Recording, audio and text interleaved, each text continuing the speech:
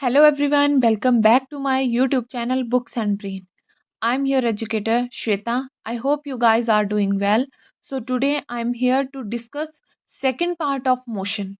Last video में मैंने आपके साथ मोशन का फर्स्ट पार्ट जिसमें कि हमने यूनिफॉर्म और नॉन यूनिफॉर्म मोशन के बारे में डिस्कस किया था, वो आप मेरे चैनल पे जाके वीडियो देख सकते हैं। उसके साथ ही आज हम करेंगे स्पीड, वेलोसिटी और एक्सेलेरेशन। ये भी एक बहुत ही इंपॉर्टेंट टॉपिक है एनसीईआरटी के पॉइंट ऑफ व्यू से, और इसी के जो न्यूमेरिकल्स जो आते हैं वो बहुत ही ज़्यादा इम्पॉर्टेंट है। सो आज हम स्पीड, वेलोसिटी और एक्सेलेरेशन का स्टार्ट करेंगे। इसी के साथ हम कंटेंट में अगर देखें तो सबसे पहले हम measuring of rate of motion, जिसको कि स्पीड बोला जाता है, उसके बारे में डिस्कस करेंगे। आफ्टर दैट हम speed with direction is called as velocity, उसके बारे में डिस्कस करेंगे। And rate of change of velocity is called as acceleration. इनके फॉर्मूले और इनका न्यूमेरिकल क्वेश्चन जो है वो आज हम डिस्कस करेंगे। So let's start with our topic.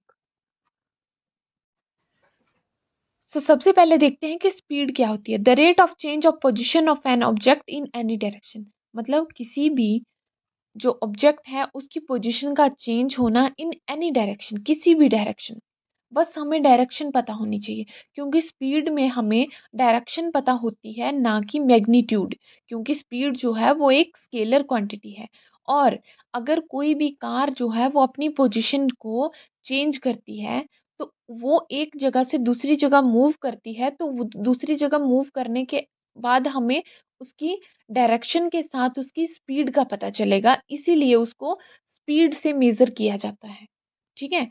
मतलब उस पोजीशन को चेंज होना, उससे हम स्पीड बोलते हैं। अगर हम किसी भी एग्जाम्पल के तौर पे अगर हम देखते हैं, तो कोई भी पर्सन जो है वो एक गाड़ी में जा रहा है और दूसरा पर्सन जो है वो साइकिल पे जा रहा है। डायरेक्शन हम दोनों को दिख रही है, ये हो सकती है दोनों की सेम साइड पे हो या हो सकती है दोनों की अपोजिट साइड पे हो। बट अगर सेम साइड हम लेते हैं, तो हमारी गाड़ी की स्पीड जो है वो ऑब्वियस सी बात है कि साइकिल से ज़्यादा होगी। चाहे वो टाइम इक्वल दिया होगा, बट हमारी गाड़ी किसी भी एक पॉइंट पे साइकिल से पहले पहुंचेगी ना, क्योंकि उसकी क्या है, स्पीड। एक जगह से दूसरी जगह अपनी ऑब्जेक्ट को मूव कराने को बोला जाएगा स्पीड। और स्पीड क्या होती है, डिस्टेंस अपॉन टाइम, कि जो डिस्टेंस है उसका इन्वर्सली प्रोपोर्शनल है टाइम। स्पीड ज़्यादा होगी तो टाइम कम होगा, और टाइम ज़्यादा होगा तो स्पीड कम होगी। ठीक है? ये हमारा इन्वर्सली प्रोपोर्शनल में आता है, और स्पीड अगर ज़्यादा है तो डिस्टेंस भी ज़्यादा ही कवर करेगी, ये हमारा डायरेक्टली प्रोपोर्शनल में आता है। ठीक है? क्योंकि स्पीड और डिस्टेंस जो है वो हमारा इक्वल होता है। अगर हमारी स्पीड ज़्यादा है तो डिस्टेंस भी ज़्यादा रहेगा। ऐसे ही अगर हम एवरेज स्पीड को देखें, तो हम टोटल डिस्टेंस कितना कवर किया है उसने, मतलब किसी भी बॉडी ने या किसी भी ऑब्जेक्ट ने कितना डिस्टेंस कवर किया है और उसने कितना टाइम लिया है। तो एवरेज स्पीड जो है वो टोटल टाइम टेकन के इन्वर्सली प्रोपोर्शनल में आएगी। और अगर हम इसके फॉर्मूला देखें, तो इसका फॉर्मूला जो है वो आएगा v is equal to S upon T.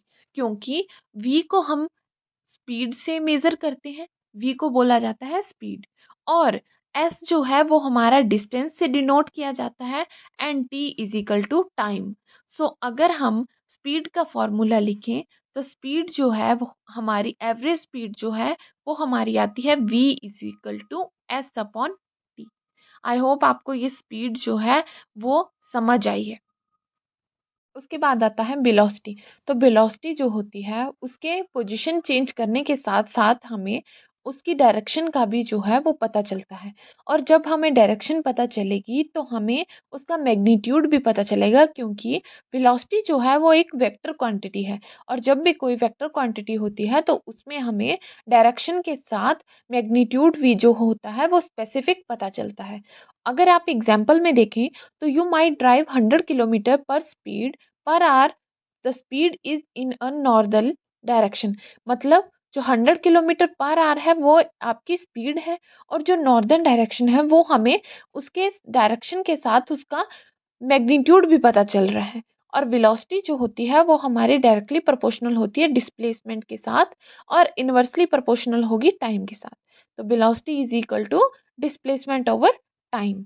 और अगर हम एवरेज वेलोसिटी की बात करें तो हमें उसमें initial velocity and final velocity का पता करके उसको डिवाइड करेंगे हम, डिवाइडेड बाय 2। तो जब भी हमें इनिशियल वेलोसिटी और फाइनल वेलोसिटी क्या है यहाँ पे, क्योंकि जब हम डिस्प्लेसमेंट को पता करेंगे तो हमें उसका इनिशियल पॉइंट और फाइनल पॉइंट पता होना चाहिए, क्योंकि सम केसेस में अगर आपका जो ऑब्जेक्ट है वो इनिशियल पॉइंट से फाइनल होके भी फाइनल पॉइंट तक आता है, देन वहाँ पे डिस्प्लेसमेंट जो है वो ज़ीरो हो जाती है। और अगर आपका जो इनिशियल पॉइंट है आफ्टर दैट उसका जो मिड पॉइंट है वहां से आपका सेकंड का जो है वो इनिशियल पॉइंट स्टार्ट होगा, इसीलिए हमें इनिशियल वेलोसिटी और फाइनल वेलोसिटी का पता करना पड़ता है। और मैथमेटिकली अगर इसकी इक्वेशन को देखा जाए तो v average is equal to u plus b upon 2।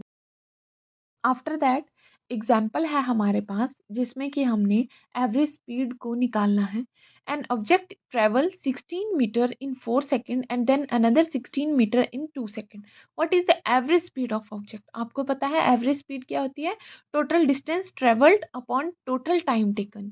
तो इसी के साथ हमें पता है कि जो उसने कितना डिस्टेंस कवर किया है वो है 16 मीटर, और फर्स्ट जो ऑब्जेक्ट हुआ वो ट्रेवल कर रहा है 4 सेकंड में और अदर जो है वो कर रहा है 2 सेकंड में।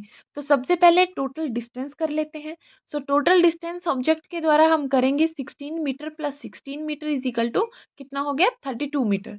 और अगर दोनों ऑब्जेक्ट का हम टाइम देखें तो 4 सेकंड और 2 सेकंड है तो 6 सेकंड हो जाता है। एवरेज स्पीड हमारे पास निकल के आती है total distance upon total time. Total distance हमारे पास आया 32 मीटर अपॉन 6 सेकंड हमारे पास टाइम है। इससे हमें 5.33 मीटर सेकंड इनवर्स जो है वो हमारे पास आ जाएगा total speed.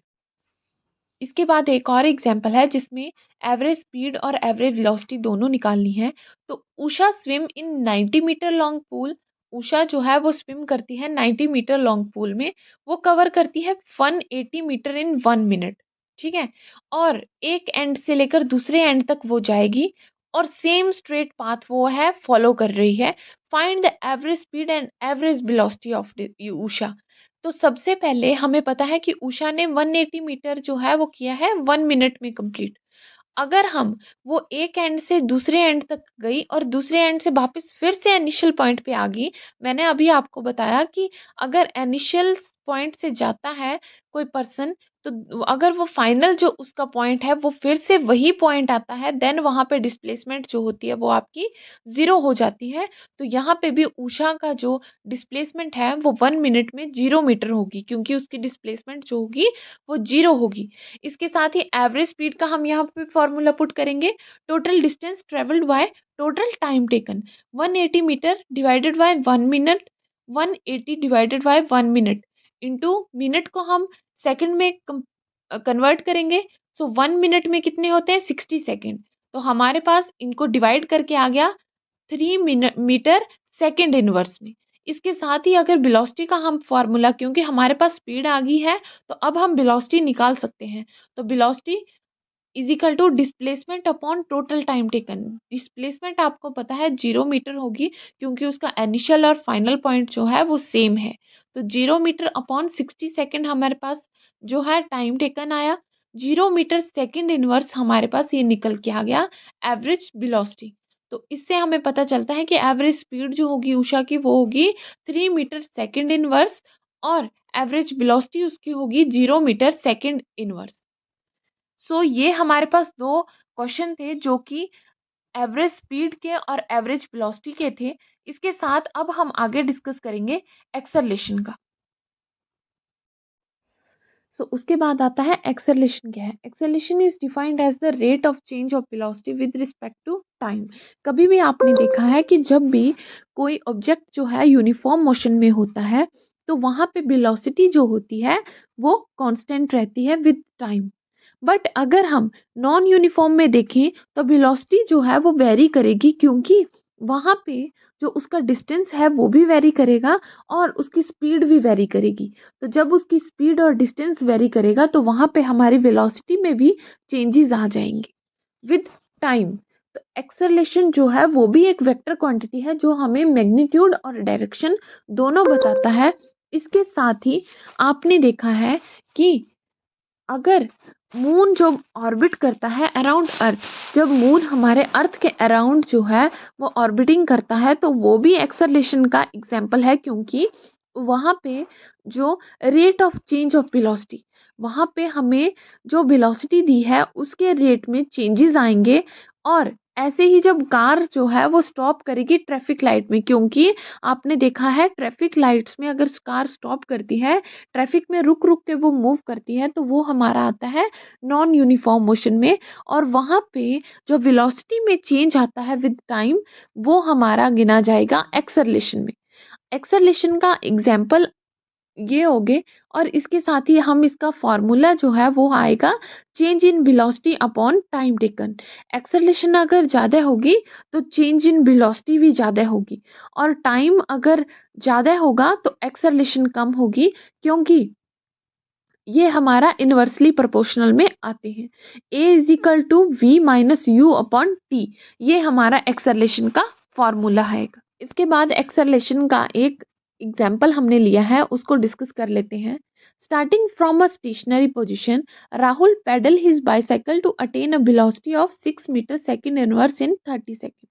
Then he applies brake such that the velocity of bicycle come down to 4 meter second inverse in next 5 second.